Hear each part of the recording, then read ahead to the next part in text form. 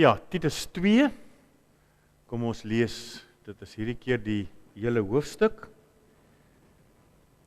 Paulus sê vir Titus, jy moet verkondig wat in ooreenstemming is met die gesonde leer. Sê vir die ouer mans, hulle moet nugter wees, eerbaar, verstandig, gesond en vas in geloof, liefde en volharding. Net so moet jy ook vir die ouer vroue sê, hulle gedrag moet die wees van mense wat 'n heilige lewe lei. Hulle moet nie kwaad praat of aan drank verslaaf wees nie. Hulle moet goeie raad kan gee, sodat hulle die jonger vrouens kan leer om liefdevol teenoor hulle mans en kinders te wees, verstandig en kuis, goeie huisvrouens, onderdanig aan hulle mans. Dan sal die woord van God nie in diskrediet kom nie. Net so moet jy die jonger mans vermaan om hulle verstandig te gedra. En alles moet jy self vir hulle 'n voorbeeld stel van goeie werk, suiwerheid in die leer, waardigheid in gedrag, gesonde en onaanvegbare prediking. Dan sal elke teenstander in die verleentheid kom dat hy niks slegs van ons sal kan sê nie. Die slawe moet in alles aan hulle eienaars onderdanig wees en hulle tevrede stel. Hulle moet nie teepraat of iets steel nie, of iets vat nie. Hulle moet bewys dat hulle in alles betroubaar is. So sal hulle in alles wat hulle doen, die aansien van die leer van God, ons verlosser, verhoog. Die genade van God wat verlossing bring, het immers aan alle mense verskyn. Dit voed ons op om die goddelose leefwyse en wêreldse begeerlikhede te laat vaar en met selfbeheersing, opregtheid en godsvrug in die teenswoordige wêreld te lewe, terwyl ons uitsien na die gelukkige dag wat ons verwag. Op daardie dag sal die heerlikheid van ons groote God en Verlosser, Jesus Christus, verskyn. Hy het homself vir ons as offer gegee, om ons van alle ongeregtigheid vry te maak en ons van sonde te reinig, sodat ons sy eie volk kan wees, wat ywerig is om die goeie te doen. Dit is die dinge waaroor jy moet praat. Gebruik jou volle gesag altens om aan te moedig en terecht te wys. Gee aan niemand aanleiding om op jou neer te sien. Kom ons gebruik 'n beeld. En ons sê 'n sekere pa sit aanhoudend en knaand druk op sy seun dat die vir hom ordentlike skoene moet gaan koop. Intussen is die seun op skool. Hy besit nie 'n enkele sent op sy naam nie. Met ander woorde, die eis van die pa is regtig 'n onredelike eis. Jy moet skoene koop, ek dring daarop aan dat jy skoene koop, ek hou aan sê jy moet skoene koop, maar hierdie kind het nie 'n sent geld op sy naam nie. En dit maak natuurlik die kind negatief en moedeloos. Want dit sou totaal onmoontlik wees om aan die eis te voldoen. En toe op 'n dag kom die pa by die kind en hy wys vir hom 'n bankstrokie. En daai bankstrokie sê dat die pa, sonder die kind se medewete, vir hom 'n bankrekening gaan oopmaak het in sy naam en R5000 daarin gedeponeer het. Sommige net so. Chris Botha se seun Jaco, hulle was hier vandag vir doopkategese en die kind is 2 maande oud en hy het baie trots vir my gesê, hulle het by Capitec vir hom 'n bankrekening oopgemaak en hy het die eerste maand 6 sent rente verdien op daardie rekening. So ek dink nie hulle het R5000 daar gedeponeer. Maar dis wat hierdie pa doen. En toe stel die pa weer eis, gaan koop vir jou skoene. En natuurlik was die onmoontlike las weg. En die kind kon met 'n breë glimlag na die skoenwinkel toe gaan en vir hom die skoene gaan koop wat die pa so graag wou hê wat hy moes doen. En dis nou maar 'n beeld wat die unieke volgorde van die evangelie boodskap vir ons verduidelik. Ons is baie geneig, selfs ons ouens wat lank in die kerk sit. Oom Vaan is nou nie hier nie, maar hy sal saam met my getuig dat mense die ding heeltemal omdraai. Ons dink, God stel aan my vereistes. En aan daardie vereistes moet ek voldoen om eendag in die hemel te kan kom. En dit terwyl ek geestelik bankrot is.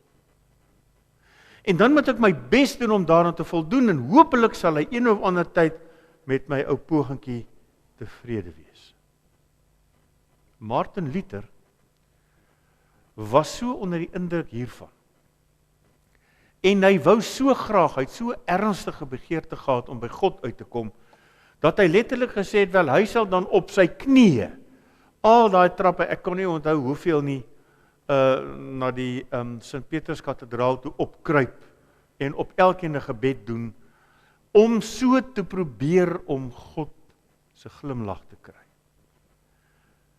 Eintlik sou dit bitter onbillik wees as God van ons sekere dinge verwag, terwyl ons eintlik geestelik bankrot is. Dat ons uit ons bankrotskap aan sy eise voldoen. En dit maak mense, of sou mense wat ernstig is oor die Christelike geloof, ontsettend moedeloos maak. Soos dit vir Martin Luther bitter moedeloos gemaak het. Dat hy omtrent sy hare wil uitrek en sê, maar ek kan net nie by God uitkom. Totdat hy wat Luther is, die blye boodskap van die Bybel ontdek het, wat totaal anders is. En dit het hy natuurlik in Romeine ontdek, weet ons. En daar het Luther uitgevind, die Bybel werk eintlik soos 'n bankdepositostrokie. Die Bybel gee nie opdragte aan bankrot mense, soos die pa in die storieetjie nie. Die Bybel beloof swart op wit aan alle mense wat bereid is om te luister, dat hulle sonder dat hulle enige iets verdien het, dat God agter hulle rug gegaan het en 'n enorme bedrag rykdom op hulle rekening gedeponeer het. Sonder agter hulle rug, soos wat klein Jaco of Jacques Botakie nie weet dat hy al 6 sent rente verdien het nie. So ek wonder wat is die bedrag as jy 6 sent rente dien, maar dit is daarom baie goed om op 2 maande te begin deponeer. Hy het nie geweet daarvan nie. En dis toe 'n baie mooi manier wat hy ou aan hulle, want dit was 'n doopgesprek, die doop kan verduidelik en sê, dis presies wat God doen. Klein Jacques weet niks van hierdie deposito nie, en die doop is eintlik maar die bankdepositostrokie, of die waarborg van die bankdepositostrokie, dat God inbetaal het, sonder ek het verdien het. Hy het my ryk gemaak, sommer net so. En nou die belangrike, daarom kan ek volgens sy wil leef. En daarom is dit nonsens om te sê, ek is nou maar eenmal 'n sondaar. Want dan sê jy eintlik, ek het niks in my bankrekening. Daarom kan ek volgens sy wil leef, want ek besit reeds alles wat ek nodig het op grond van die bankdeposito wat Jesus gedoen het.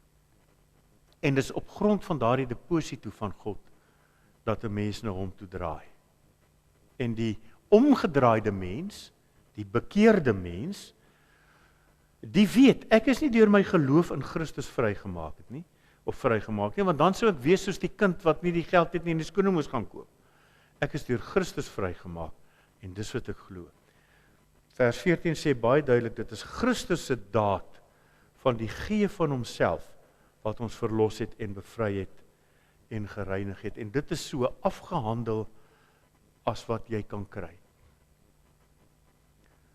Maar dis nie al nie.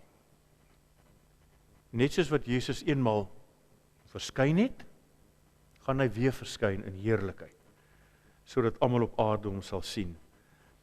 En dit gaan vir baie mense 'n verskriklike dag wees, en vir ons 'n fantastiese dag. Want dan gaan ons hom sien. Mense wat hom ken, sien uit na daardie dag. En dit gee vir ons 'n toekomshoop.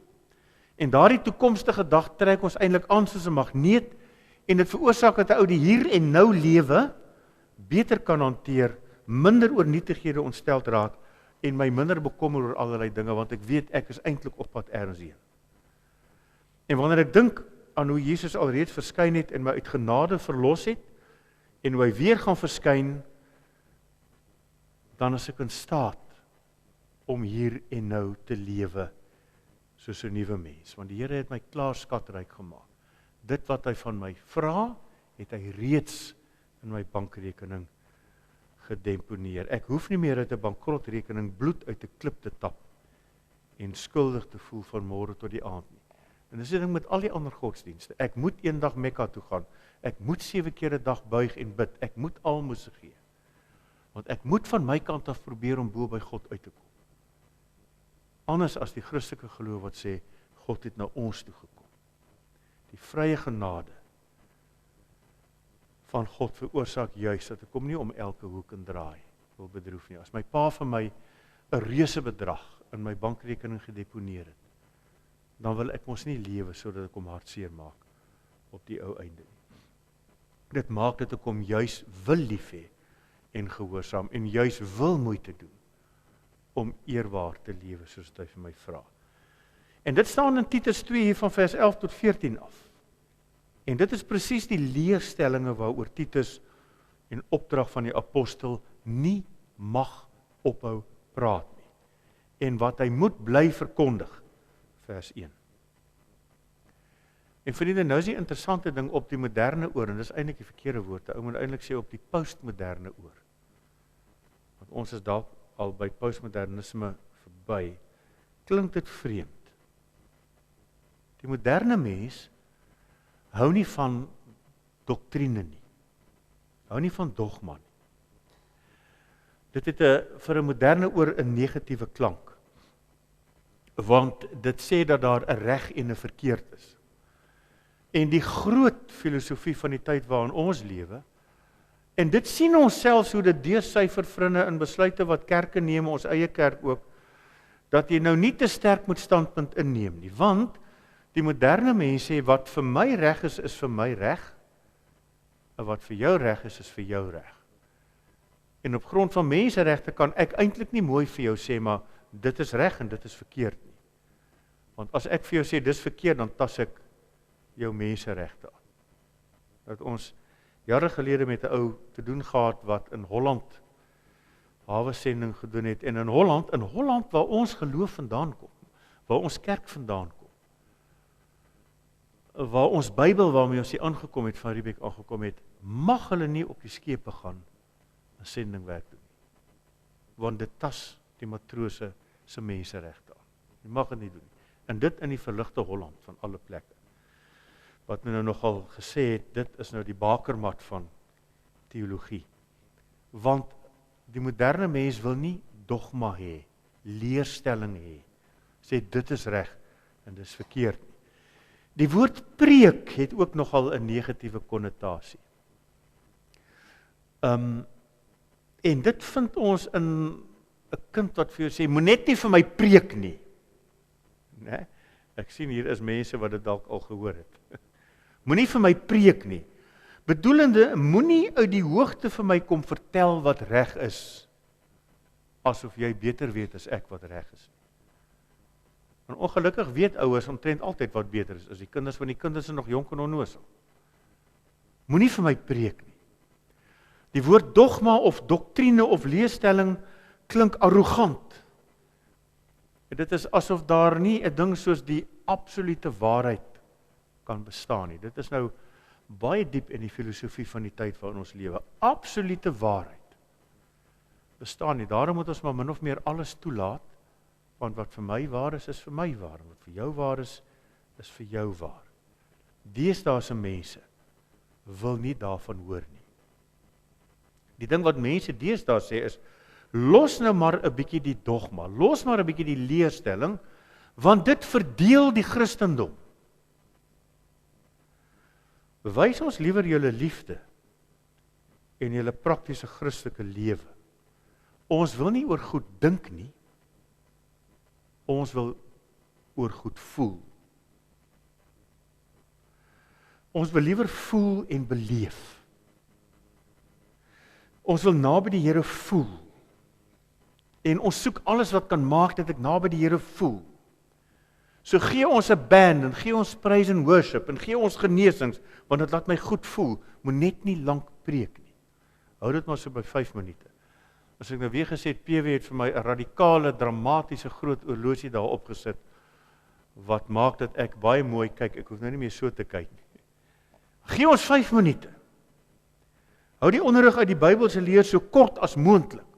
Ons wil eerder 'n bietjie lekker voel saam met mekaar. En dis tipies hoe die moderne mens dink. En dit is hoekom kerke wat probeer erns maak met die dogma en dit wat verkondig moet word, wat die waarheid is en reg is, minder gewild raak. En hoekom die ander ouens baie gewild raak.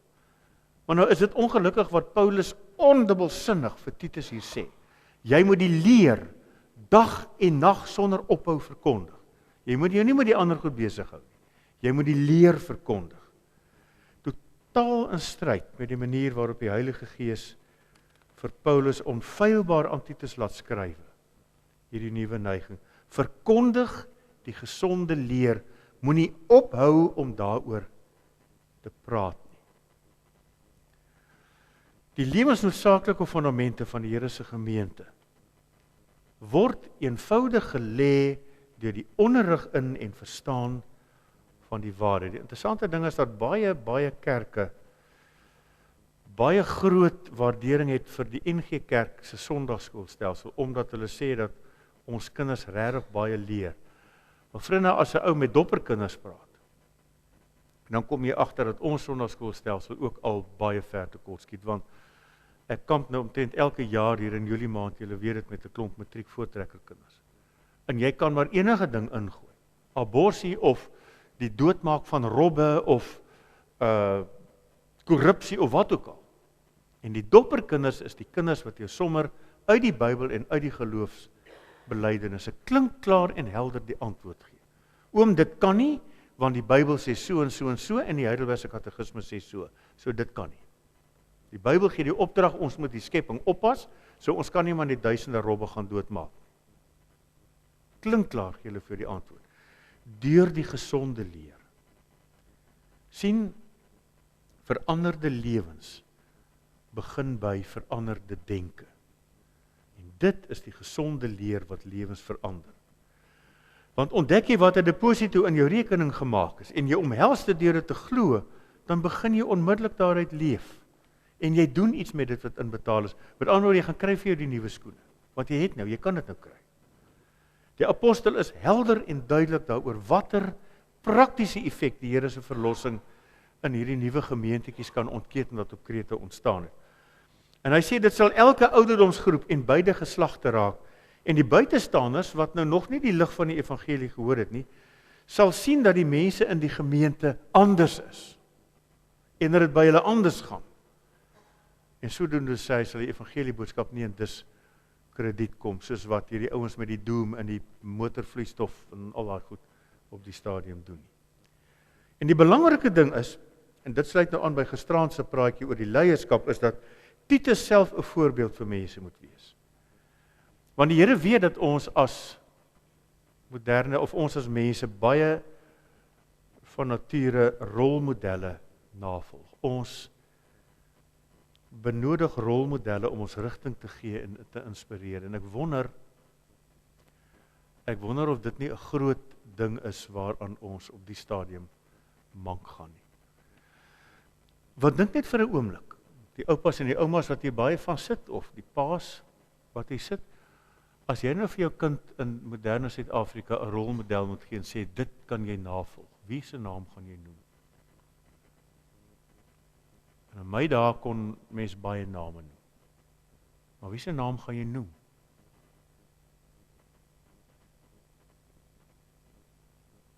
En enige ou wat aan 'n naam kan dink, kan dit noem, maar ek dink, ons sit en wonder.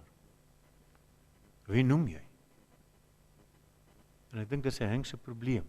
Dis 'n groot probleem. Ek persoonlik put nog na al die jare inspirasie uit mense wat in my grootwordjare vir my rolmodelle was. Nou wie ek geluister het, ou oom Dirk Odendaal, Oosthuizen by Universiteitsoord Kerk. Die studente het gesê, gaan jy na die 6:30 of die 7 show toe as oom Dirk preek. Bedoelende, hy het uiters dramaties gepreek. Hy was 'n uitstekende orator en ek kan baie van sy preke omtrent woord vir woord onthou. En hy was vir my 'n geweldige inspirasie in my grootword jare. En toe ek nou later ook baie ander mense, ek kan die name noem, ou sy eie ouers seker, dominees wat jy gehad het, onderwysers. wat 'n ou gehad het, wat 'n geweldige rol in jou lewe gespeel het. En ek is seker elkeen wat hier sit, het sulke mense. En nou hoor Titus, jy moet die rolmodel wees vir Kreta se nuwe gelowiges. En wil God eintlik vir my en vir jou sê, julle as gelowiges moet die rolmodelle wees, waarna ouens wat die Here nie ken nie, kan opsien en julle volg. Hy moes dit sigbaar wees en hoorbaar.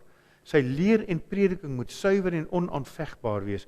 Sy gedrag moes waardig wees en met die nodige erns, nie onnodig ligsinnig en oppervlakkig nie.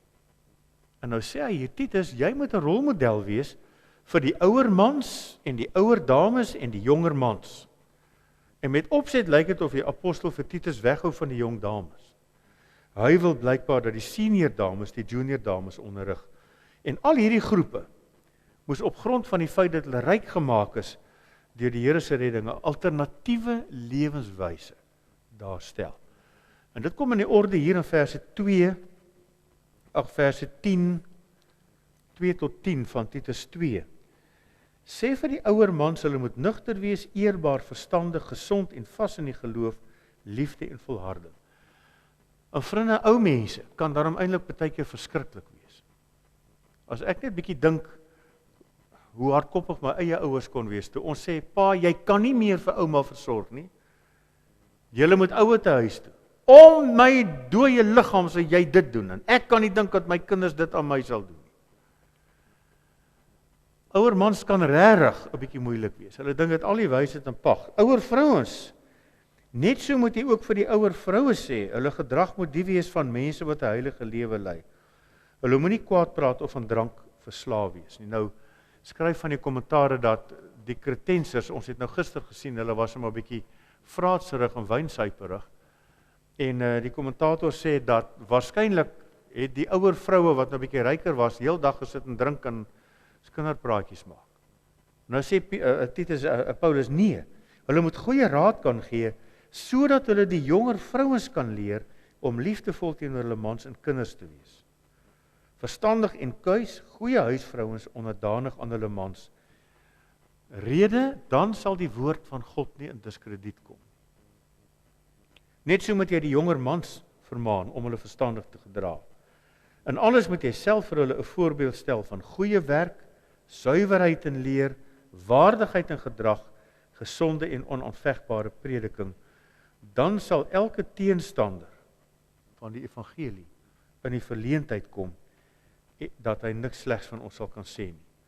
En dan 'n interessante ding, hulle het natuurlik aan daardie tyd slawe gehad en die Bybel sluit hom maar baie keer aan by die gebruike van die tyd. En dit was nou maar 'n gebruik in daai tyd dat daar slawe was. En nou sê hy, slawe moet in alles aan hulle eienaars onderdanig wees en hulle tevrede stel. Hulle moenie teepraat of iets vat nie. Hulle moet bewys dat hulle in alles betroubaar is. So sal hulle in alles wat hulle doen, die aansien van die leer van ons verlosser verhoog. Met ander woorde, as hierdie ouens nou sien dat selfs die Christen slawe lewe onderdanig en 'n lewe ordentlik, dan gaan dit vir hulle regtig 'n boodskap gee. Dis 'n ander, nuwe tipe lewenstyl. Anders as wat die gewone Kretensers daar gehad het, wat ons nou al verskeie kere gesê het, maar redelik oppervlakkig en losbandig was. Dis 'n totale ander lewenstyl en dit spreek na buite. Buitestanders sien dit en besef dat die evangelieboodskap 'n kragtige uitwerking op mense se lewens het. Want hoe gaan dit in huise waar die lig van die evangelie nog nie deurgebreek het nie? En dit is verskriklik. Ek is voorsitter van die CMR hier, so nou 'n bietjie daarmee te doen. En die omstandighede waarin mense bly, jy dink, hoorie, dit gaan vir die hele omstandigheid net beter wees en skiet die hele lot van hulle, skiet sommer daai hele huisgesin, pa, ma, kinders en almal, en raak van 'n ontslaaf, want wragtig reg dat jy hulle nie kry nie. 'n Ou voel partykeer, so natuurlik kan jy dit nie doen nie. Maar elke keer kan jy maar gaan kyk, dit is waar die evangelie by die deur uit is, of nog nooit was nie, dat jy daai tipe van ding kry. Ouer mense kla en grom baie keer. Interessante ding, ouer mense is baie geneig om te dink dat die wêreld hulle skuld My broer het baie keer gesê, hy kom regtig moeg van die werk af by die huis 5 uur, en oupa het nou al die hele dag daar by die huis gesit en kyk na daai gloeilamp wat nie werk nie, dan sê hy, Saul, jy moet die gloeilamp kom regmaak, en sê, pa, ek kom, ek drink net gou saam met Gerda 'n koppie koffie, maar jy moet nou kom. En as hy net gaan sit, dan kom oupa daar aan, dan sê hy, en my pa was een van die mees voorbeeldige gelowiges wat ek in my lewe gesien het, 'n waardige ou man, julle het hom geken. Maar ouer mense kan so raak. Die van julle wat oupas en oumas het, sal weet, dit is so. Gerard, ek dink nie jou ma was so nie. Was sy ooit so? Gerard weet nie, met ander woorde, hy is te ordentlik om te sê ja, en Rosel sê nee, sy was nie so nie, want sy was altyd die toonbeeld van lief en dierbaarheid. En hoekom ek kan noem, is omdat sy in 'n sekere sin 'n uitsondering is. Nou sê Paulus by Christen ou mense moet dit anders wees. Julle moenie kla en grom oor 'n verlede wat beter was nie. Die ouer dames moenie sit as kinder en drink nie. Daar is so 'n baie mooi konsert van André Rieu wat hy in Wene hou, wat gaan oor die Tritsch-Tratsch-Polka. Wat hy sê, in die Duits is so mooi, hy sê, vrouens is verskriklik geneig om 'n sekere ding te doen. Klatschen. Hy het so die foto van waar hierdie dames so sit en tjie en skinder. En dan kan jy sommer sien hoe die dames hulle opruk daar, dan sê hy, maar daar's een stad in die wêreld waar hulle nie skinder nie. En dis natuurlik in Wene. En dan lag die mense. Maar hy sê, dit moenie gebeur nie. Hy sê, jong dames skep hulle huise af en hulle domineer die huishouding. Dit moet anders wees by julle, as julle gelowig is. Slawe wil wegbreek en in opstand kom. Dit moet anders wees by julle. My eie slaaf het al 'n keer wat vir my gesteel. Wat vir my werk. Nou nie 'n Christen nie. Hy het dit nou nog nooit gedoen. En jong mans, Shakespeare praat oor die bubble reputation wat 'n jong ouetjie het. Opvleend en eie wys en kyk net hoe bestuur hulle kar. Daarom wil die versekeringsmaatskappye hulle nie verseker nie. Hy's gelukkig nou nie so jong ouetjie meer hier nie, né, maar anders het hulle dalk eksepsie geneem daarteenoor. En dit moet anders wees by Christene sê hy. So die ou mans en die ou vrouens en die jong vrouens en die jong mans moet anders wees. En dit gaan 'n totale ander boodskap in die samelewing inwees. Die praktiese verskil wat Christus maak moet 'n getuienis wees vir buitestanders. En dis eintlik Paulus se hele argument. En dis die diepste waaroor Paulus se brief aan Titus gaan. 'n Lewe wat deur die Heilige Gees verander is, maak 'n impak op ander mense. En dit maak die evangelieboodskap aantreklik. En sodoende groei die Here se kerk. En hulle is nou nie hier nie, maar dink aan Tannie Betta. Dink wat 'n impak het sy op ons gehad. Ons hele lewe. Sy het omtrent amper 30 jaar gelede die eerste omgegroep begin. En kyk wat 'n fenominale ou tannie was sy. Ons eie ou oom Vaan, wat skaars kan loop, wat nog steeds rondry en alhoewel Okkie sy job by hom oorgeneem het om hospitale toe te gaan oom Vaan, as ek daar kom, dan sê hulle, ja, Okkie was hier en oom Vaan was ook hier. Hy is alreeds daar gewees. Wat 'n fenominale getuienis. En ek bedoel dit in die mooiste sin van die woord, wat die Heilige Gees deur die werk van die Here in 'n eenvoudige polisieman se lewe kan doen. Vaan het nêrens teologie swat nie. En hy weet baie meer van die Bybel af as wat ek ooit kan hoop om te weet. En dit is wat Paulus sê. Titus, jy moet so preek en so lewe, dat dit die resultaat is. Want oom Fanie voldoen aan hierdie vereistes. Kyk hierso, nugter, eerbaar, verstandig, vas in die geloof, in liefde en volharding. Dis mos nou tipies hoe so iemand kan wees. Sodoende groei die Here se kerk. En dis nie net Titus se opdrag nie. Dis natuurlik jou en my opdrag ook, dat ek 'n ander 59-jarige moet wees, en Gerard 'n ander 70-jarige mens, en PW 'n ander 30-jarige man, as die gewone daar buite op straat, sodat mense ons God en sy aanbidding aantreklik vind. En ek hoop regtig dat die Here vanaand se uiteensetting van sy woord in ons sal seën, sodat ons ook kan vrug dra. Here ons God, dankie vir die enorme deposito wat U in ons bankrekenings gemaak het. Here, dat ons kan weet dat ons kan lewe, dat U nie vir ons meer vra as wat ons het nie, omdat U reeds vir ons alles gegee het wat ons nodig het.